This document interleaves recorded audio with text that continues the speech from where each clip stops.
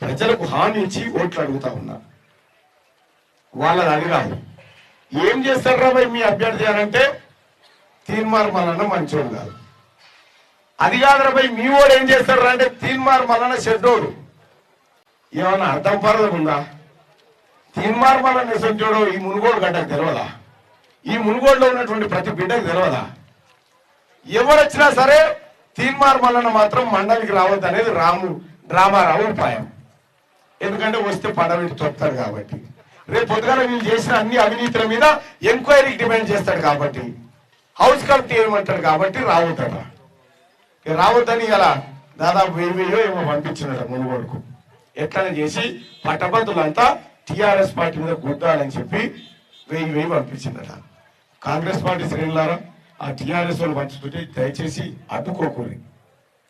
క్షేమంగా ఏ పలాని లేదంటే ఒక గాఢాన్ని చూపేరు కానీ ఇచ్చినకు ఉన్న కాడికి పైసలన్నీ వంచితట్టు చేసి పోయినసారి పల్లా రాజేశ్వర రెడ్డి కూడా 150-200 కోట్లు ఖర్చు పెట్టాడు. ఏమైంది? జర్రాది తొలిసిపోయేది ఆయన పని. కానీ కర్మగాలి 17,000 దొంగోట్లతో గెలిచిండు. ఇవాళ ఈ ఎన్నికల్లో సోదరులారా ఖమ్మం క్లీన్ స్వీప్ చేయబోతా ఉన్నాం. వరంగల్ 75% ఓట్లు సంపాదించబోతా ఉన్నాం. ఇక నల్లగొండలో 70% ఓట్లకి తక్కువ వచ్చే పరిస్థితి లేదు.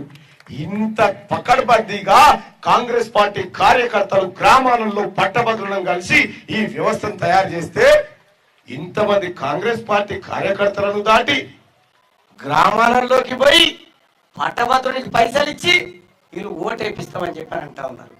పట్టభద్రులారా సోదరులారా, టీఆర్ఎస్ పార్టీలు పైసలు ఇస్తే విడిచిపెట్టకూరి. ఎందుకంటే ఎందుకు చెప్తా ఉన్నా అంటే సోదరులారా, అమ్మ పెట్టది అనుకోని అన్నట్టు నేనైతే తీయలేను. ఇచ్చేటోని ఎందుకు చెడగొట్టాలి? కాబట్టి